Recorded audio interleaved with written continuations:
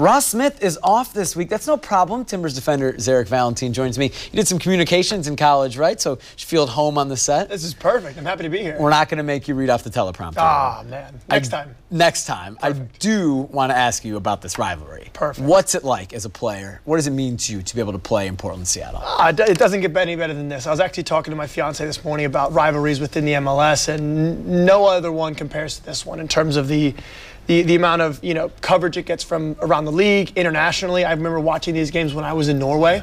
So this is the big one, and I know that it's easy to get up for it, and I think it comes at a perfect time in the season for us especially. Diego Chara said, I love this personally. He called it an arm wrestling match that never ends. I love the feeling of pure tension, the image of pure tension for 90 minutes that brings. How do you feel about it?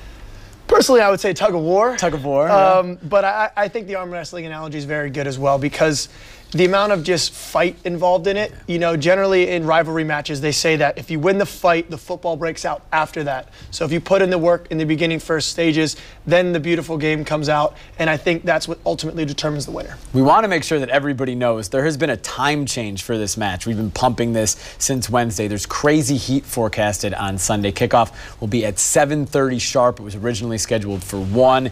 It's not going to be at 1. It's going to be really hot at that point. So kickoff is at 7:30, not 7:35, not 7:38 like sometimes it is. It's 7:30 on the dot. So if you have tickets, make sure you're in your seat at 7:30. We saw last year the effect that direct sunlight can have on the turf at Providence Park. They say 20, 30 degrees hotter than it is in the air, than it is in the stands. You've been there. You've been down in the field.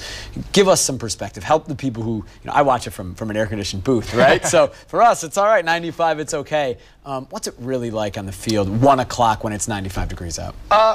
It's brutal. I'm not going to, take anything away from that. It's really not easy. But ultimately, I always say that when you're tired and when you're exhausted, you have to think a little bit more on the pitch.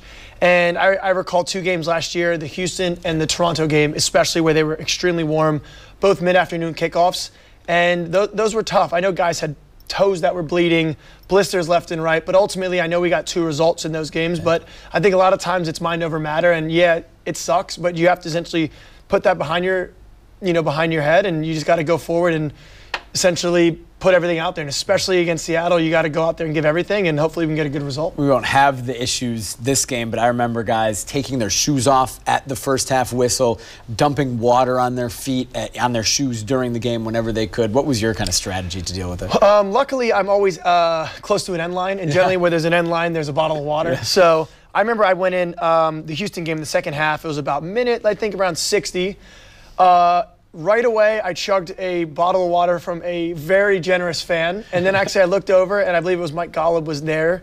Next stoppage in play, grabbed another bottle. One of the people that actually do some of the catering down there saw me, and I said, "Excuse me, do you mind if I grab a bottle of water?" And luckily they were very nice to hand me one of the bottles, didn't charge me, which is really nice. But generally, it's just stay as hydrated as possible. And like I said, when you get tired, you have to think a little bit quicker because your mind goes, and then your technique goes after that. So just thinking and staying hydrated, and let the ball do the work. You know what I mean? That's probably ultimately what I can say. Timbers president of business, Mike Golub, putting in work down on the sideline, helping out the team on the field. Hey, everyone does their part. So I was happy to see a very friendly face. That's right. When I needed it. So this will be, of course, the second time that these 2 teams have played in MLS play this season. Let's revisit the first one. It was on May 27th up in Seattle, a 1-0 win for the Sounders, who made a 4th-minute goal stand up for the entire match.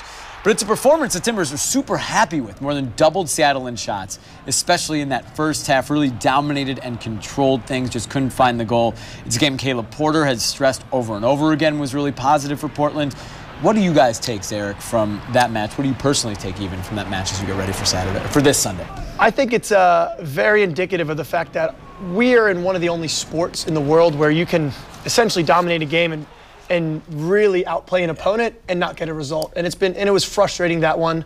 But again, like you said, we have to take the positives from that. And we have a lot of positives going into this next game, and we hope to potentially replicate that performance going forward. And I think, like I said, we had overall the better of the play.